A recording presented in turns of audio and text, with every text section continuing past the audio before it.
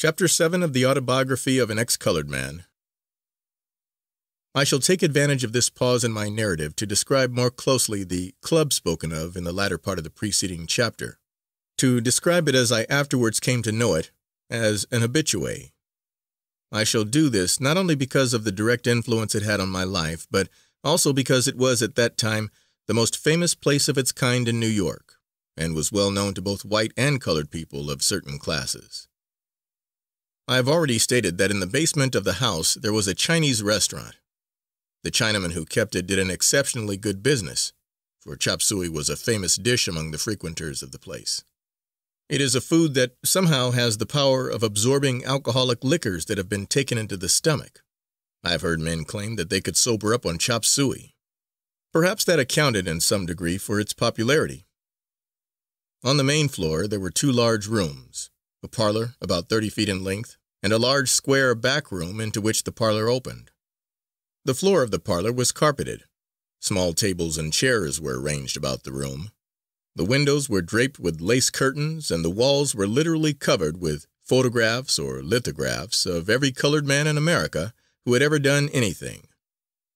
There were pictures of Frederick Douglass and of Peter Jackson, of all the lesser lights of the prize-fighting ring, of all the famous jockeys and stage celebrities, down to the newest song and dance team. The most of these photographs were autographed and in a sense made a really valuable collection. In the back room there was a piano, and tables were placed around the wall. The floor was bare, and the center was left vacant for singers, dancers, and others who entertained the patrons. In a closet in this room, which jutted out into the hall, the proprietor kept his buffet. There was no open bar because the place had no liquor license. In this back room the tables were sometimes pushed aside and the floor given over to general dancing. The front room on the next floor was a sort of private party room. A back room on the same floor contained no furniture and was devoted to the use of new and ambitious performers. In this room song and dance teams practiced their steps, acrobatic teams practiced their tumbles, and many other kinds of acts rehearsed their turns. The other rooms of the house were used as sleeping apartments. No gambling was allowed, and the conduct of the place was surprisingly orderly. It was, in short, a center of colored bohemians and sports. Here the great prize fighters were wont to come, the famous jockeys, the noted minstrels, whose names and faces were familiar on every billboard in the country, and these drew a multitude of those who loved to dwell in the shadow of greatness. There were then no organizations giving performances of such order as are now given by several colored companies. That was because no manager could imagine that audiences would pay to see Negro performers in any other role than that of Mississippi River roustabouts. But there was lots of talent and ambition. I often heard the younger and brighter men discussing the time when they would compel the public to recognize that they could do something more than grin and cut pigeon wings. Sometimes one or two of the visiting stage professionals, after being sufficiently urged, would go into the back room and take the places of the regular amateur entertainers. But they were very sparing with these favors, and the patrons regarded them as special treats. There was one man, a minstrel, who, whenever he responded to a request to do something, never essayed anything below a reading from Shakespeare. How well he read I do not know, but he greatly impressed me, and I can say that at least he had a voice which strangely stirred those who heard it. Here was a man who made people laugh at the size of his mouth, while he carried in his heart a burning ambition to be a tragedian, and so, after all, he did play a part in a tragedy. These notables of the ring, the turf, and the stage drew to the place crowds of admirers, both white and colored. Whenever one of them came in, there were awe-inspired whispers from those who knew him by sight, in which they enlightened those around them as to his identity and hinted darkly at their great intimacy with the noted one. Those who were on terms of approach immediately showed their privilege over others less fortunate by gathering around their divinity. I was, at first, among those who dwelt in darkness. Most of these celebrities I had never heard of. This made me an object of pity among many of my new associates. I soon learned, however, to fake a knowledge for the benefit of those who were greener than I. And finally I became personally acquainted with the majority of the famous personages who came to the club. A great deal of money was spent here. So many of the patrons were men who earned large sums. I remember one night a dapper little brown-skinned fellow was pointed out to me, and I was told that he was the most popular jockey of the day, and that he earned $12,000 a year. This latter statement I couldn't doubt, for with my own eyes I saw him spending at about 30 times that rate. For his friends and those who were introduced to him, he bought nothing but wine. In sporting circles, wine means champagne, and paid for it at $5 a quart. He sent a quart to every table in the place, with his compliments, and on the table at which he and his party were seated, there were more than a dozen bottles. It was the custom at the club for the waiter not to remove the bottles when champagne was being drunk until the party had finished. There were reasons for this. It advertised the brand of wine, it advertised that the party was drinking wine, and advertised how much they had bought. This jockey had won a great race that day, and he was rewarding his admirers for the homage they paid him, all of which he accepted with a fine air of condescension. Besides the people I have just been describing, there was at the place almost every night 1 or 2 parties of white people, men and women, who were out sightseeing or slumming. They generally came in cabs. Some of them would stay only a few minutes, while others sometimes stayed until morning. There was also another set of white people who came frequently. It was made up of variety performers and others who delineated darky characters. They came to get their imitations firsthand from the Negro entertainers they saw there. There was still another set of white patrons composed of women. These were not occasional visitors, but 5 or 6 of them were regular habitués. When I first saw them, I was not sure that they were white. In the first place, among the many colored women who came to the club, there were several just as fair. And secondly, I always saw these women in company with colored men. They were all good-looking and well-dressed, and seemed to be women of some education. One of these in particular attracted my attention. She was an exceedingly beautiful woman of perhaps 35. She had glistening copper-colored hair, very white skin, and eyes very much like Du Maurier's conception of Trilby's twin gray stars. When I came to know her, I found that she was a woman of considerable culture. She had traveled in Europe, spoke French, and played the piano well. She was also dressed elegantly, but in absolute good taste. She always came to the club in a cab and was soon joined by a well-set-up, very black young fellow. He was always faultlessly dressed. One of the most exclusive tailors in New York made his clothes, and he wore a number of diamonds in about as good taste as they could be worn in by a man. I learned that she paid for his clothes and his diamonds. I learned, too, that he was not the only one of his kind. More that I learned would be better suited to a book on social phenomena than to a narrative of my life. This woman was known at the club as the Rich Widow. She went by a very aristocratic-sounding name, which corresponded to her appearance. I shall never forget how hard it was for me to get over my feelings of surprise, perhaps more than surprise, at seeing her with her black companion. Somehow I never exactly enjoyed the sight. I have devoted so much time to this pair, the widow and her companion, because it was through them that another decided turn was brought about in my life. End of Chapter 7. Chapter 8 of the Autobiography of an Ex-Colored Man. On the day following our night at the club, we slept until late in the afternoon. So late that beginning search for work was entirely out of the question. This did not cause me much worry, for I had more than $300, and New York had impressed me as a place where there was lots of money and not much difficulty in getting it. It is needless to inform my readers that I did not long hold this opinion. We got out of the house about dark, went to a restaurant on 6th Avenue and ate something, then walked around for a couple of hours. I finally suggested that we visit the same places we had been in the night before. Following my suggestion, we started first to the gambling house. The man on the door let us in without any question. I accredited this to my success of the night before. We went straight to the crap room, and I at once made my way to a table where I was rather flattered by the murmur of recognition which went around. I played an up-and-down luck for 3 or 4 hours, then, worn with nervous excitement, quit, having lost about $50. but I was so strongly possessed with the thought that I would make up my losses the next time I played that I left the place with a light heart. When we got into the street, our party was divided against itself. 2 were for going home at once and getting to bed. They gave as a reason that we were to get up early and look for jobs. I think the real reason was that they had each lost several dollars in the game.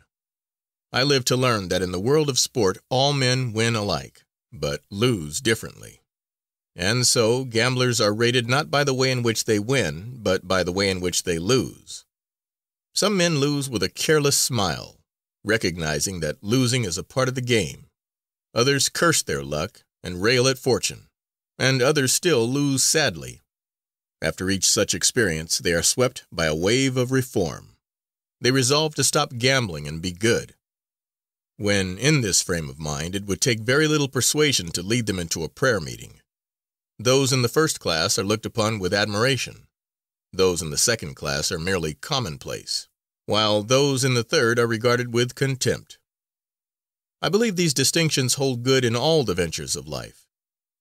After some minutes, one of my friends and I succeeded in convincing the other 2 that a while at the club would put us all in better spirits, and they consented to go, on our promise not to stay longer than an hour.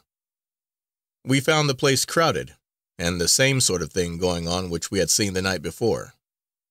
I took a seat at once by the side of the piano player, and was soon lost to everything except the novel charm of the music. I watched the performer with the idea of catching the trick, and during one of his intermissions I took his place at the piano and made an attempt to imitate him. But even my quick ear and ready fingers were unequal to the task on first trial. We did not stay at the club very long, but went home to bed in order to be up early the next day. We had no difficulty in finding work, and my 3rd morning in New York found me at a table rolling cigars. I worked steadily for some weeks, at the same time spending my earnings between the crap game and the club. Making cigars became more and more irksome to me. Perhaps my more congenial work as a reader had unfitted me for work at the table.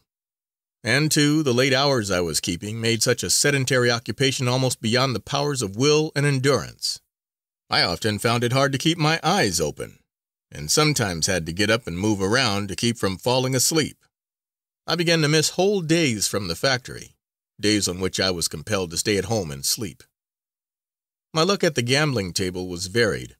Sometimes I was $50 to $100 ahead, and at other times I had to borrow money from my fellow workmen to settle my room rent and pay for my meals. Each night after leaving the dice game, I went to the club to hear the music and watch the gaiety. If I had won, this was in accord with my mood. If I had lost, it made me forget. I at last realized that making cigars for a living and gambling for a living could not both be carried on at the same time, and I resolved to give up the cigar making. This resolution led me into a life which held me bound more than a year. During that period, my regular time for going to bed was somewhere between 4 and 6 o'clock in the mornings. I got up late in the afternoons, walked about a little, then went to the gambling house or the club. My New York was limited to 10 blocks. The boundaries were 6th Avenue from 23rd to 33rd Streets, with the cross streets 1 block to the west. Central Park was a distant forest, and the lower part of the city a foreign land. I look back upon the life I then led with a shudder when I think what would have been had I not escaped it. But had I not escaped it, I should have been no more unfortunate than are many young colored men who come to New York. During that dark period, I became acquainted with a score of bright, intelligent young fellows who had come up to the great city with high hopes and ambitions, and who had fallen under the spell of this underlife, a spell they could not throw off. There was one popularly known as the Doctor. He had had 2 years in the Harvard Medical School, but here he was living this gaslight life, his will and moral sense so enervated and deadened that it was impossible for him to break away. I do not doubt that the same thing is going on now, but I have sympathy rather than censure for these victims, for I know how easy it is to slip into a slough from which it takes a Herculean effort to leap. I regret that I cannot contrast my views of life among colored people of New York, but the truth is, during my entire stay in this city, I did not become acquainted with a single respectable family. I knew that there were several colored men worth $100,000 each, and some families who proudly dated their free ancestry back a half dozen generations. I also learned that in Brooklyn there lived quite a large colony of comfortable homes which they owned, but at no point did my life come in contact with theirs. In my gambling experiences, I passed through all the states and conditions that a gambler is heir to. Some days found me able to peel $10 and $20 bills from a roll, and others found me clad in a linen duster and carpet slippers. I finally caught up another method of earning money, and so did not have to depend entirely upon the caprices of fortune at the gaming table. Through continually listening to the music at the club and through my own previous training, my natural talent and perseverance, I developed into a remarkable player of ragtime. Indeed, I had the name at that time of being the best ragtime player in New York. I brought all my knowledge of classic music to bear, and in so doing achieved some novelties which pleased and even astonished my listeners.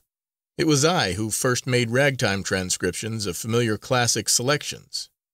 I used to play Mendelssohn's Wedding March in a manner that never failed to arouse enthusiasm among the patrons of the club. Very few nights passed during which I was not asked to play. It was no secret that the great increase in slumming visitors was due to my playing. By mastering ragtime, I gained several things.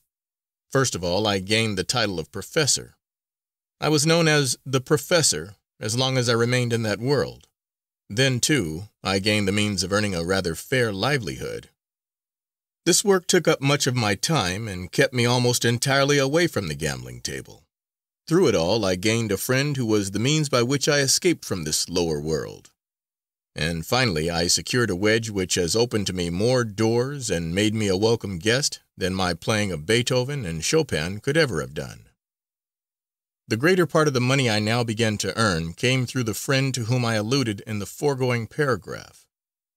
Among the other white slummers, there came into the club one night a clean-cut, slender, but athletic-looking man who would have been taken for a youth had it not been for the tinge of gray about his temples.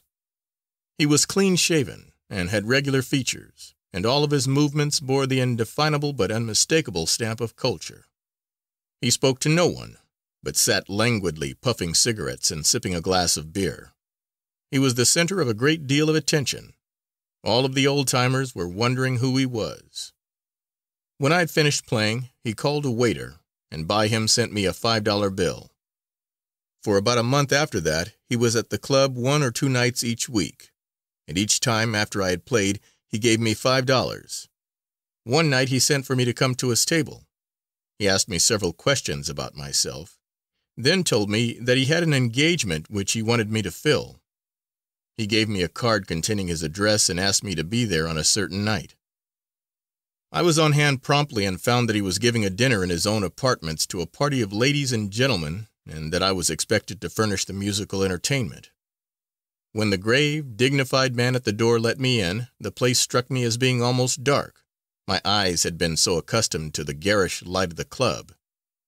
He took my coat and hat, bade me take a seat, and went to tell his master that I had come. When my eyes were adjusted to the soft light, I saw that I was in the midst of elegance and luxury in a degree such as I had never seen, but not the elegance which makes one ill at ease.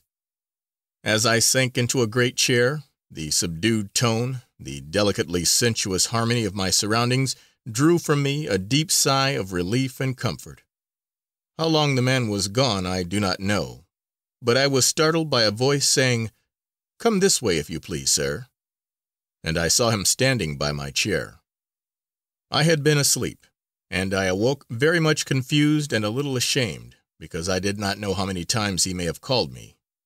I followed him through into the dining room where the butler was putting the finishing touches to a table which already looked like a big jewel.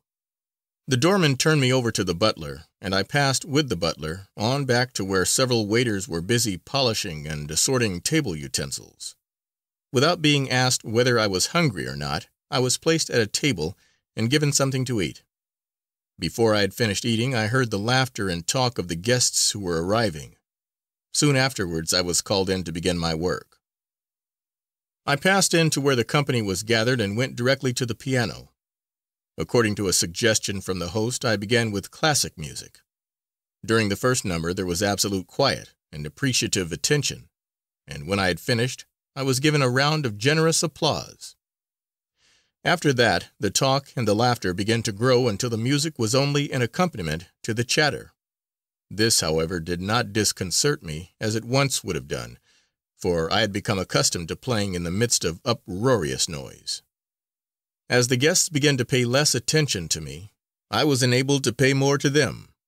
There were about a dozen of them. The men ranged in appearance from a girlish-looking youth to a big grizzled man whom everybody addressed as Judge. None of the women appeared to be under 30, but each of them struck me as being handsome.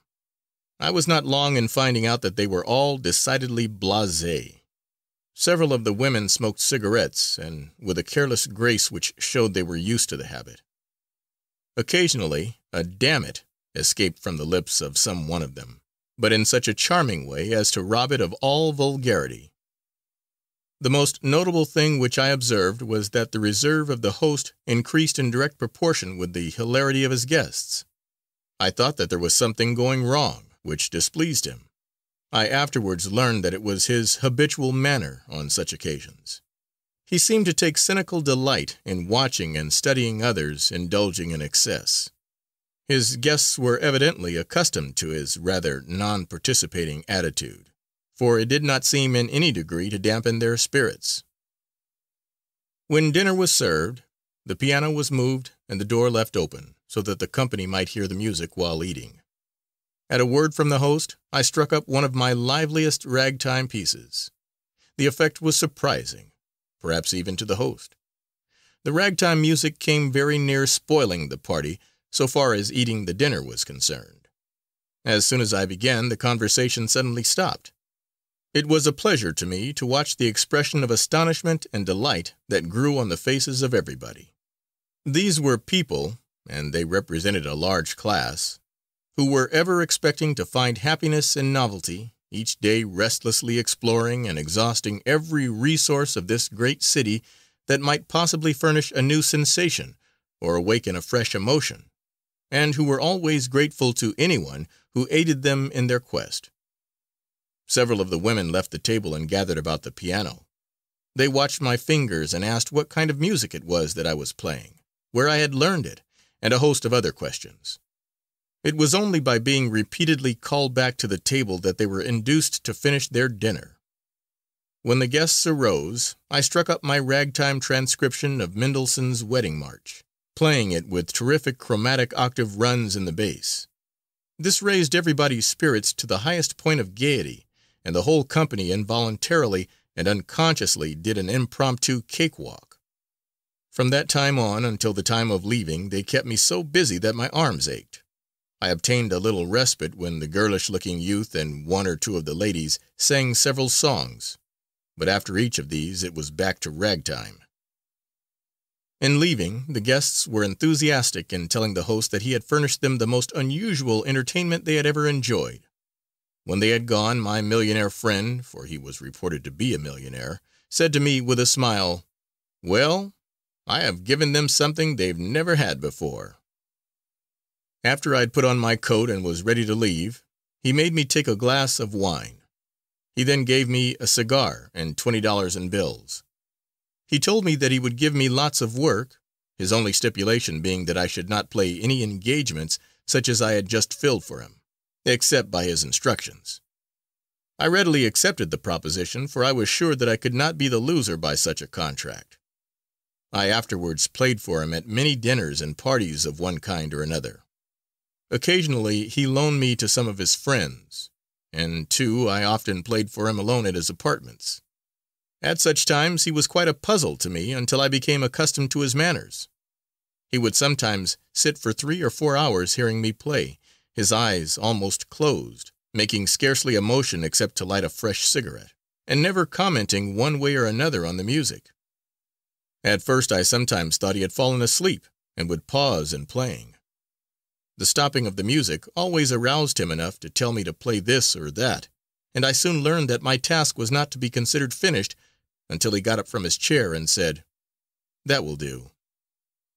The man's powers of endurance in listening often exceeded mine in performing. Yet I am not sure that he was always listening.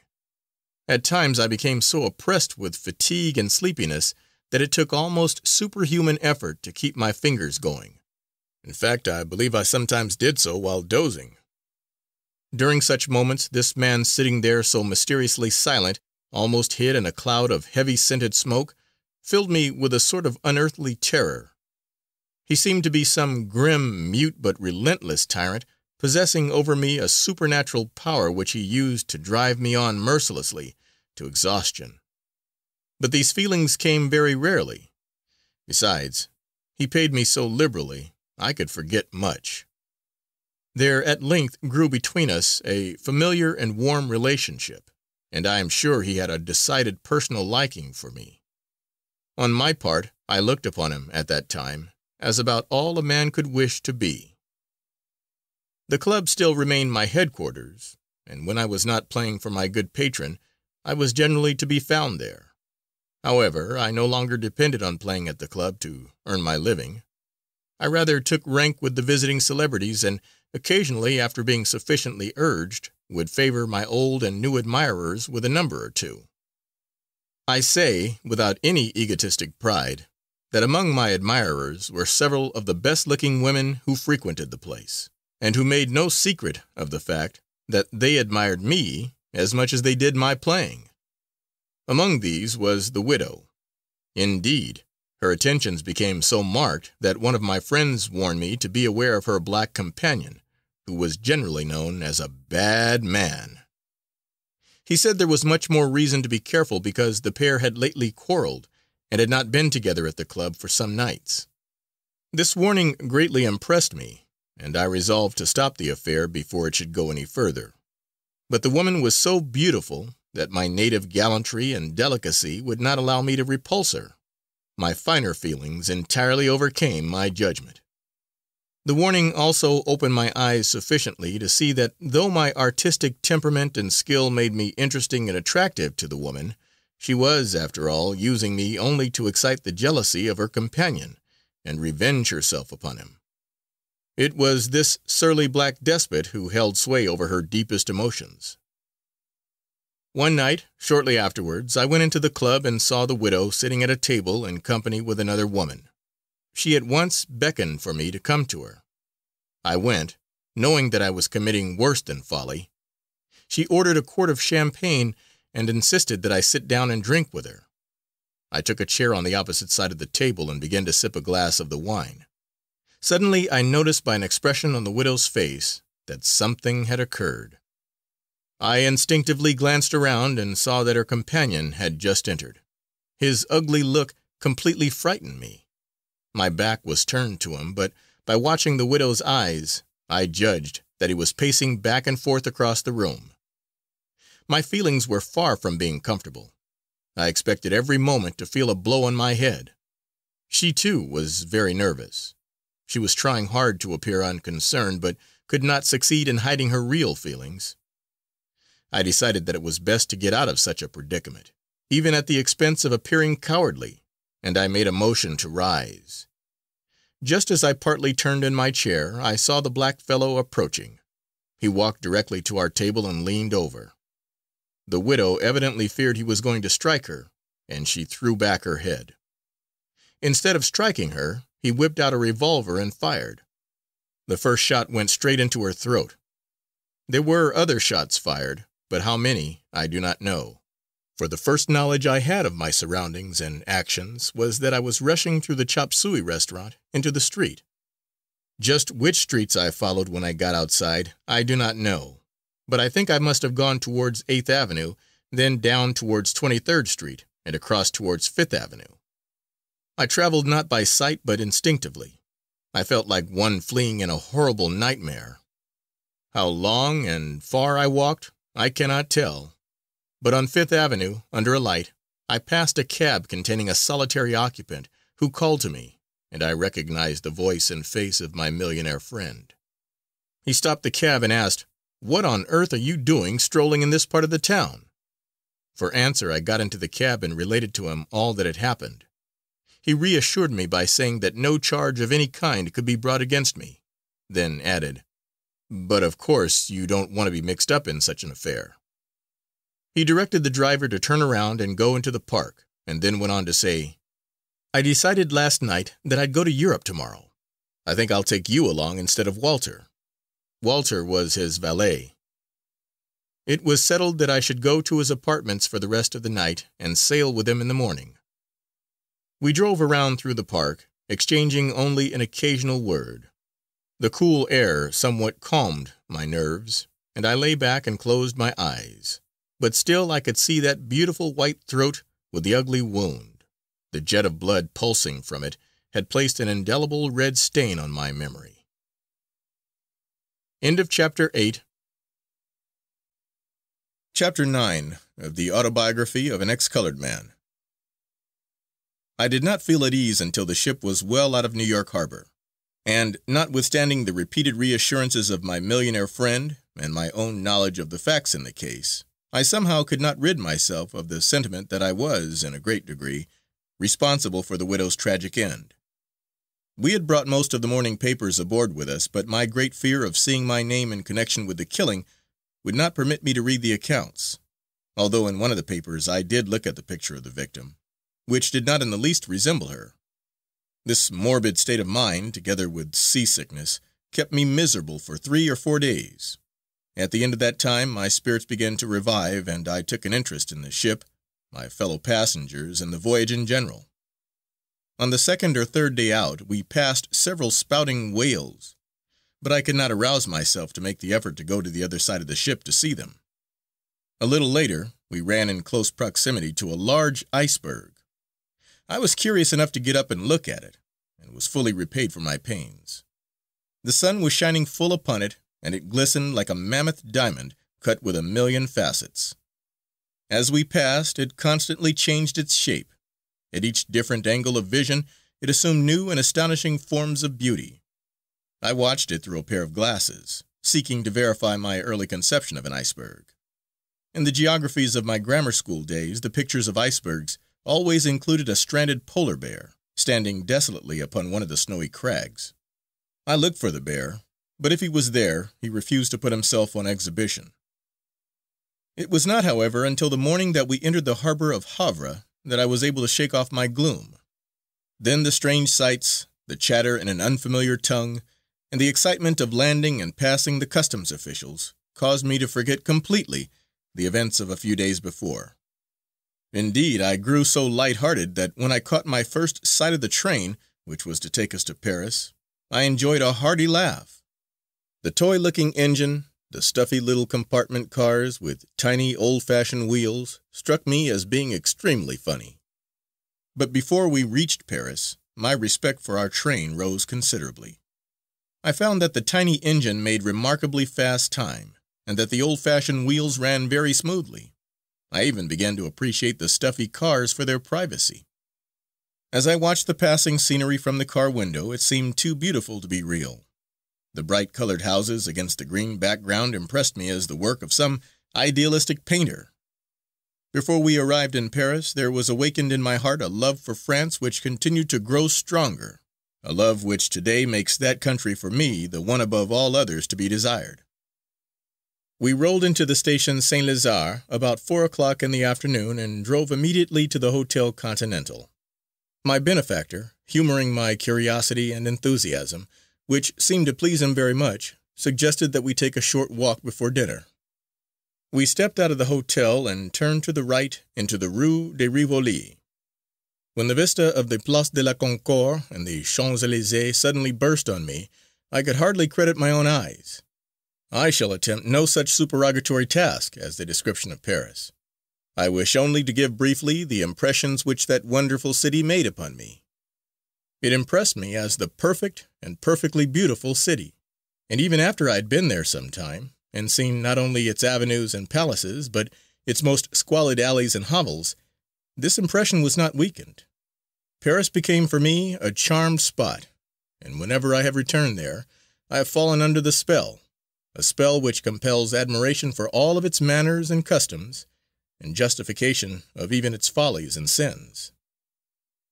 We walked a short distance up the Champs-Élysées, and sat for a while in chairs along the sidewalk, watching the passing crowds on foot and in carriages. It was with reluctance that I went back to the hotel for dinner. After dinner, we went to one of the summer theaters, and after the performance, my friend took me to a large café on one of the Grands Boulevards. Here it was that I had my first glimpse of the French life of popular literature, so different from real French life. There were several hundred people, men and women, in the place drinking, smoking, talking, and listening to music. My millionaire friend and I took seats at a table where we sat smoking and watching the crowd. It was not long before we were joined by 2 or 3 good-looking, well-dressed young women. My friend talked to them in French and bought drinks for the whole party. I tried to recall my high school French, but the effort availed me little. I could stammer out a few phrases, but very naturally could not understand a word that was said to me. We stayed at the café a couple of hours, then went back to the hotel. The next day we spent several hours in the shops and at the tailor's. I had no clothes except what I had been able to gather together at my benefactor's apartments the night before we sailed. He bought me the same kind of clothes which he himself wore, and that was the best. And he treated me in every way as he dressed me, as an equal, not as a servant. In fact, I don't think anyone could have guessed that such a relation existed. My duties were light and few, and he was a man full of life and vigor, who rather enjoyed doing things for himself. He kept me supplied with money far beyond what ordinary wages would have amounted to. For the first 2 weeks we were together almost constantly, seeing the sights old to him, but from which he seemed to get new pleasure in showing them to me. During the day we took in the places of interest, and at night the theaters and cafes. This sort of life appealed to me as ideal, and I asked him one day how long he intended to stay in Paris. He answered, "Oh, until I get tired of it." I could not understand how that could ever happen. As it was, including several short trips to the Mediterranean, to Spain, to Brussels, and to Ostend, we did remain there 14 or 15 months. We stayed at the Hotel Continental about 2 months of this time. Then my millionaire took apartments, hired a piano, and lived almost the same life he lived in New York. He entertained a great deal, some of the parties being a good deal more blasé than the New York ones. I played for the guests at all of them, with an effect which, to relate, would be but a tiresome repetition to the reader. I played not only for the guests, but continued as I used to do in New York to play often for the host when he was alone. This man of the world, who grew weary of everything, and was always searching for something new, appeared never to grow tired of my music. He seemed to take it as a drug. He fell into a habit, which caused me no little annoyance. Sometimes he would come in during the early hours of the morning, and finding me in bed asleep, would wake me up and ask me to play something. This, so far as I can remember, was my only hardship during my whole stay with him in Europe. After the first few weeks spent in sightseeing, I had a great deal of time left to myself. My friend was often I did not know where. When not with him, I spent the day nosing about all the curious nooks and corners of Paris. Of this I never grew tired. At night I usually went to some theater, but always ended up at the big café on the Grand Boulevard. I wish the reader to know that it was not alone the gaiety which drew me there. Aside from that, I had a laudable purpose. I had purchased an English-French conversational dictionary, and I went there every night to take a language lesson. I used to get 3 or 4 of the young women who frequented the place at a table and buy beer and cigarettes for them. In return, I received my lesson. I got more than my money's worth, for they actually compelled me to speak the language. This, together with reading the papers every day, enabled me within a few months to express myself fairly well, and before I left Paris to have more than an ordinary command of French. Of course, every person who goes to Paris could not dare to learn French in this manner, but I can think of no easier or quicker way of doing it. The acquiring of another foreign language awoke me to the fact that with a little effort I could secure an added accomplishment as fine and as valuable as music. So I determined to make myself as much of a linguist as possible. I bought a Spanish newspaper every day in order to freshen my memory of that language, and for French devised what was, so far as I knew, an original system of study. I compiled a list which I termed 300 necessary words. These I thoroughly committed to memory. Also the conjugation of the verbs which were included in the list. I studied these words over and over, much as children of a couple of generations ago studied the alphabet. I also practiced a set of phrases like the following. How? What did you say? What does the word blank mean? I understand all you say except blank. Please repeat. What do you call blank? How do you say blank? These I called my working sentences. In an astonishingly short time, I reached the point where the language taught itself, where I learned to speak merely by speaking. This point is the place which students taught foreign languages in our schools and colleges find great difficulty in reaching. I think the main trouble is that they learn too much of a language at a time. A French child with a vocabulary of 200 words can express more spoken ideas than a student of French can with a knowledge of 2,000. A small vocabulary, the smaller the better, which embraces the common, everyday used ideas, thoroughly mastered, is the key to a language. When that much is acquired, the vocabulary can be increased simply by talking, and it is easy. Who cannot commit 300 words to memory? Later, I tried my method, if I may so term it, with German, and found that it worked in the same way. I spent a good many evenings at the opera.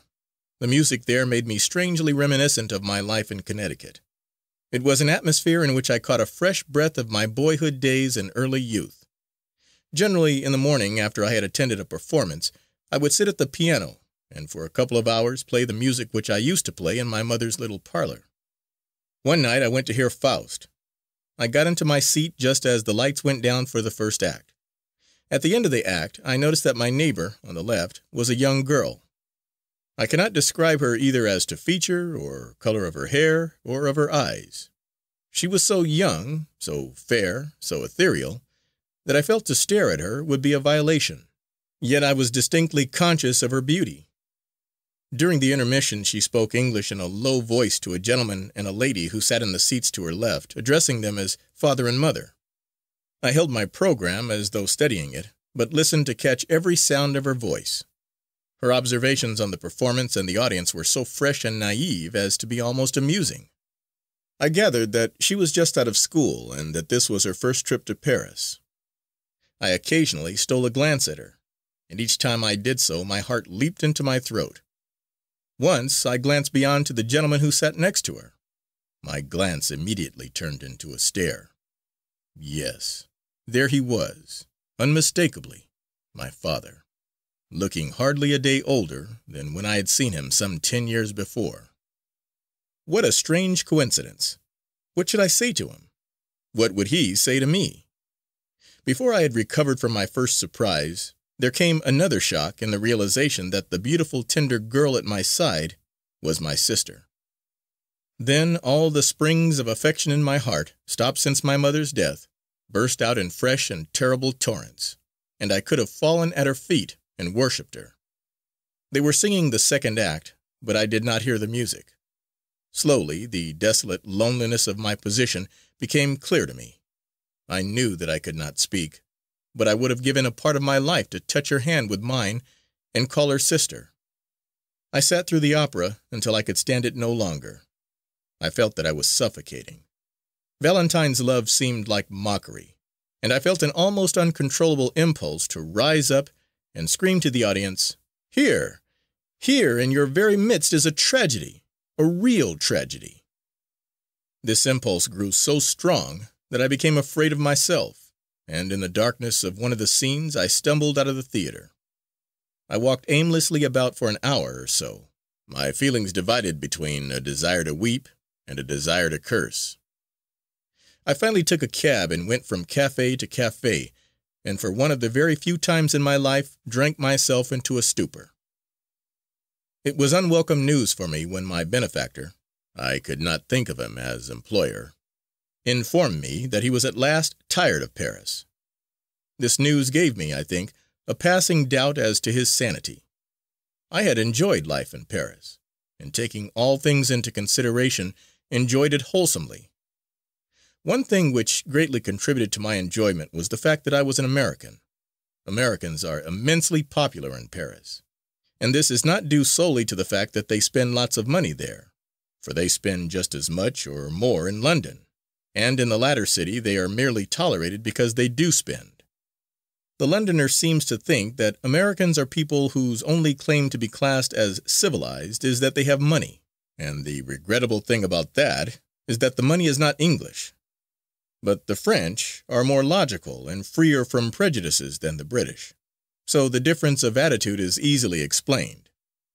Only once in Paris did I have cause to blush for my American citizenship. I had become quite friendly with a young man from Luxembourg whom I had met at the big café. He was a stolid, slow-witted fellow, but, as we say, with a heart of gold. He and I grew attached to each other, and were together frequently.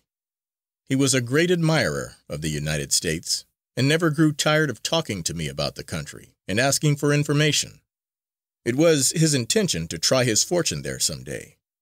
One night he asked me in a tone of voice which indicated that he expected an authoritative denial of an ugly rumor, "Did they really burn a man alive in the United States?" I never knew what I stammered out to him as an answer. I should have felt relieved if I could even have said to him, "Well, only one." When we arrived in London, my sadness at leaving Paris was turned into despair. After my long stay in the French capital, huge, ponderous mass of London seemed to me as ugly a thing as man could contrive to make. I thought of Paris as a beauty spot on the face of the earth, and of London as a big freckle. But soon London's massiveness, I might say its very ugliness, began to impress me.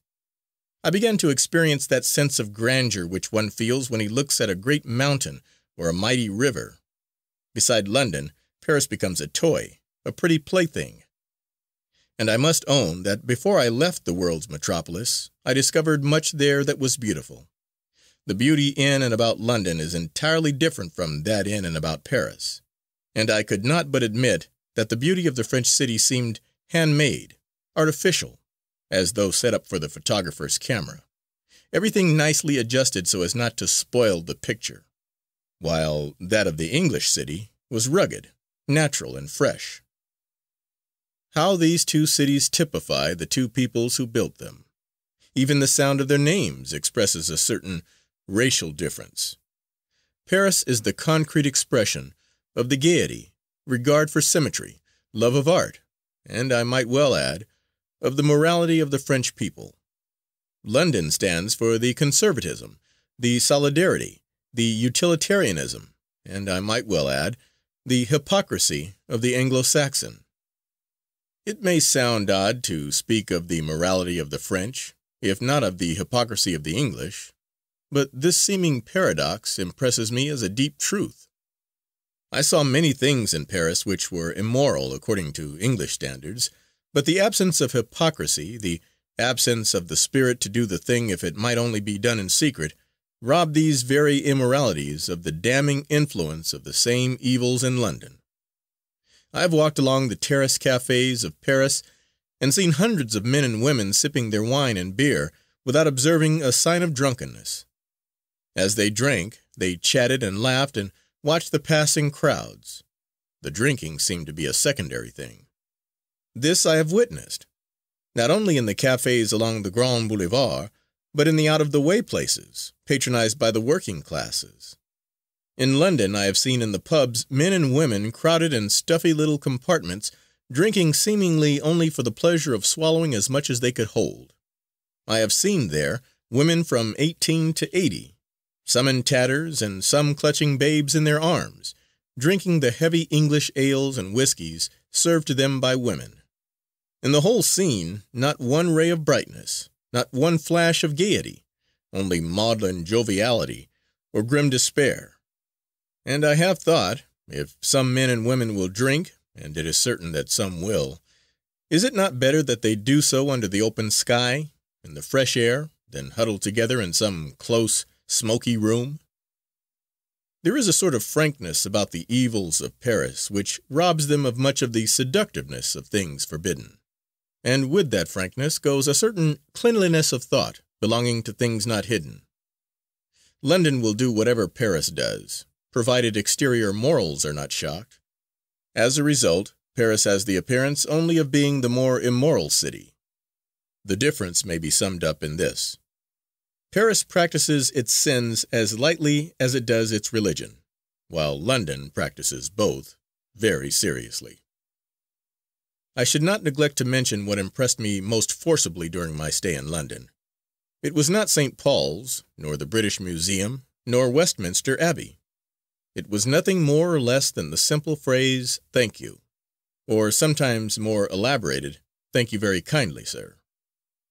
I was continually surprised by the varied uses to which it was put, and, strange to say, its use as an expression of politeness seemed more limited than any other. One night I was in a cheap music hall, and accidentally bumped into a waiter who was carrying a trayload of beer, almost bringing him to several shillings' worth of grief. To my amazement, he righted himself and said, "Thank you, sir," and left me wondering whether he meant that he thanked me for not completely spilling his beer, or that he would thank me for keeping out of his way. I also found cause to wonder upon what ground the English accuse Americans of corrupting the language by introducing slang words. I think I heard more and more different kinds of slang during my few weeks' stay in London than in my whole tenderloin life in New York. But I suppose the English feel that the language is theirs, and that they may do with it as they please, without at the same time allowing that privilege to others. My millionaire was not so long in growing tired of London as of Paris. After a stay of 6 or 8 weeks, we went across into Holland. Amsterdam was a great surprise to me. I had always thought of Venice as a city of canals. It had never entered my mind that I should find similar conditions in a Dutch town. I don't suppose the comparison goes far beyond the fact that there are canals in both cities. I have never seen Venice, but Amsterdam struck me as being extremely picturesque. From Holland we went to Germany, where we spent 5 or 6 months, most of the time in Berlin. I found Berlin more to my taste than London, and occasionally I had to admit that in some things it was superior to Paris. In Berlin I especially enjoyed the orchestral concerts, and I attended a large number of them. I formed the acquaintance of a good many musicians, several of whom spoke of my playing in high terms. It was in Berlin that my inspiration was renewed. One night my millionaire entertained a party of men composed of artists, musicians, writers, and, for aught I know, a count or two. They drank and smoked a great deal, talked art and music, and discussed, it seemed to me, everything that ever entered man's mind. I could only follow the general drift of what they were saying. When they discussed music, it was more interesting to me, for then some fellow would run excitedly to the piano and give a demonstration of his opinions, and another would follow quickly doing the same. In this way I learned that regardless of what his specialty might be, every man in the party was a musician. I was at the same time impressed with the falsity of the general idea that Frenchmen are excitable and emotional, and that Germans are calm and phlegmatic. Frenchmen are merely gay and never overwhelmed by their emotions. When they talk loud and fast, it is merely talk, while Germans get worked up and red in the face when sustaining an opinion, and in heated discussions are likely to allow their emotions to sweep them off their feet. My millionaire planned in the midst of the discussion on music to have me play the new American music and astonish everybody present. The result was that I was more astonished than anyone else. I went to the piano and played the most intricate ragtime piece I knew. Before there was time for anybody to express an opinion on what I had done, a big, bespectacled, bushy-headed man rushed over and shoved me out of the chair, exclaimed, "Get up! Get up!" He seated himself at the piano, and taking the theme of my ragtime, played it through first in straight chords, then varied and developed it through every known musical form. I sat amazed. I had been turning classic music into ragtime, a comparatively easy task, and this man had taken ragtime and made it classic. The thought came across me like a flash. It can be done. Why can't I do it? From that moment my mind was made up. I clearly saw the way of carrying out the ambition I had formed when a boy. I now lost interest in our trip. I thought, here I am, a man, no longer a boy, and what am I doing but wasting my time and abusing my talent? What use am I making of my gifts? What future have I before me, following my present course? These thoughts made me feel remorseful and put me in a fever to get to work, to begin to do something. Of course, I know now that I was not wasting time, that there was nothing I could have done at that age which would have benefited me more than going to Europe as I did. The desire to begin work grew stronger each day. I could think of nothing else. I made up my mind to go back into the very heart of the South, to live among the people and drink in my inspiration firsthand. I gloated over the immense amount of material I had to work with, not only modern ragtime, but also the old slave songs, material which no one had yet touched. The more decided and anxious I became to return to the United States, the more I dreaded the ordeal of breaking with my millionaire. Between this peculiar man and me there had grown a very strong bond of affection, backed up by a debt which each owed to the other. He had taken me from a terrible life in New York, and by giving me the opportunity of traveling and of coming in contact with the people with whom he associated, had made me a polished man of the world. On the other hand, I was his chief means of disposing of the thing which seemed to sum up all in life that he dreaded: time. As I remember him now, I can see that time was what he was always endeavoring to escape, to bridge over, to blot out. And it is not strange that some years later he did escape it forever, by leaping into eternity.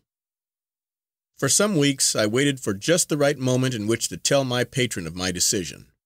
Those weeks were a trying time to me. I felt that I was playing the part of a traitor to my best friend. At length, one day he said to me, "Well, get ready for a long trip. We are going to Egypt, and then to Japan." The temptation was for an instant almost overwhelming, but I summoned determination enough to say, "I don't think I want to go." "What?" he exclaimed. "You want to go back to your dear Paris? You still think that the only spot on earth? Wait until you see Cairo and Tokyo. You may change your mind." "No," I stammered. "It is not because I want to go back to Paris. I want to go back to the United States." He wished to know my reason, and I told him, as best I could, my dreams, my ambition, and my decision. While I was talking, he watched me with a curious, almost cynical smile growing on his lips. When I had finished, he put his hand on my shoulder. This was the first physical expression of tender regard he had ever shown me, and looking at me in a big brotherly way, said, "My boy, you are by blood, by appearance, by education, and by tastes, a white man. Now, why do you want to throw your life away amidst the poverty and ignorance and the hopeless struggle of the black people of the United States? Then look at the terrible handicap you're placing on yourself by going home and working as a Negro composer. You can never be able to get the hearing for your work which it might deserve. I doubt that even a white musician of recognized ability could succeed there by working on the theory that American music should be based on Negro themes. Music is a universal art. Anybody's music belongs to everybody. You can't limit it to race or country. Now, if you want to become a composer, why not stay right here in Europe? I will put you up under the best teachers on the continent. Then if you want to write music on Negro themes, why, go ahead and do it." We talked for some time on music and the race question. On the latter subject I had never before heard him express any opinion. Between him and me no suggestion of racial differences had ever come up. I found that he was a man entirely free from prejudice, but he recognized that prejudice was a big stubborn entity which had to be taken into account. He went on to say, "This idea you have of making a Negro out of yourself is nothing more than a sentiment, and you do not realize the fearful import of what you intend to do. What kind of a Negro would you make now, especially in the South? If you had remained there, or perhaps even in your club in New York, you might have succeeded very well. But now you would be miserable. I can imagine no more dissatisfied human being than an educated, cultured, and refined colored man in the United States. I have given more study to the race question in the United States than you may suppose, and I sympathize with the Negroes there. But what's the use? I can't right their wrongs, and neither can you. They must do that themselves. They are unfortunate in having wrongs to right, and you would be foolish to take their wrongs unnecessarily on your shoulders. Perhaps someday, through study and observation, you will come to see that evil is a force, and like the physical and chemical forces, we cannot annihilate it. We may only change its form. We light upon one evil and hit it with all the might of our civilization, but only succeed in scattering it into a dozen other forms. We hit slavery through a great civil war. Did we destroy it? No. We only changed it into hatred between sections of the country. In the South, into political corruption and chicanery, the degradation of the blacks through peonage, unjust laws, unfair and cruel treatment, and the degradation of the whites by their resorting to these practices, the paralyzation of the public conscience, and the ever-overhanging dread of what the future may bring. Modern civilization hit ignorance of the masses through the means of popular education. What has it done but turn ignorance into anarchy, socialism, strikes, hatred between poor and rich, and universal discontent? In like manner, modern philanthropy hit at suffering and disease through asylums and hospitals. It prolongs the sufferers' lives, it is true, but is at the same time sending down strains of insanity and weakness into future generations. My philosophy of life is this: make yourself as happy as possible, and try to make those happy whose lives come in touch with yours. But to attempt to right the wrongs and ease the sufferings of the world in general is a waste of effort. You would just as well try to bail the Atlantic by pouring the water into the Pacific. This tremendous flow of serious talk from a man I was accustomed to see either gay or taciturn so surprised and overwhelmed me that I could not frame a reply. He left me thinking over what he had said. Whatever was the soundness of his logic or the moral tone of his philosophy, his argument greatly impressed me. I could see, in spite of the absolute selfishness upon which it was based, that there was reason and common sense in it. I began to analyze my own motives and found that they, too, were very largely mixed with selfishness. Was it more a desire to help those I considered my people, or more a desire to distinguish myself, which was leading me back to the United States? That is a question I have never definitely answered. For several weeks longer, I was in a troubled state of mind. Added to the fact that I was loath to leave my good friend was the weight of the question he had aroused in my mind, whether I was making a fatal mistake. I suffered more than one sleepless night during that time. Finally, I settled the question on purely selfish grounds, in accordance with my millionaire's philosophy. I argued that music offered me a better future than anything else I had any knowledge of, and in opposition to my friend's opinion, that I should have greater chances of attracting attention as a colored composer than as a white one.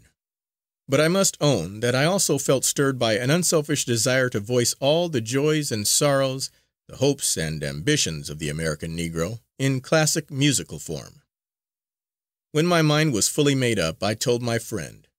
He asked me when I intended to start. I replied that I would do so at once. He then asked me how much money I had. I told him that I had saved several $100s out of sums he had given me. He gave me a check for $500, told me to write him in care of his Paris bankers if I ever needed his help, wished me good luck, and bade me goodbye. All this he did almost coldly, and I often wondered whether he was in a hurry to get rid of what he considered a fool, or whether he was striving to hide deeper feelings. And so I separated from the man who was, all in all, the best friend I ever had, except my mother, the man who exerted the greatest influence ever brought into my life, except that exerted by my mother. My affection for him was so strong, my recollections of him are so distinct, he was such a peculiar and striking character, that I could easily fill several chapters with reminiscences of him. But for fear of tiring the reader, I shall go on with my narration. I decided to go to Liverpool and take ship for Boston. I still had an uneasy feeling about returning to New York, and in a few days I found myself aboard ship, headed for home. End of Chapter 9,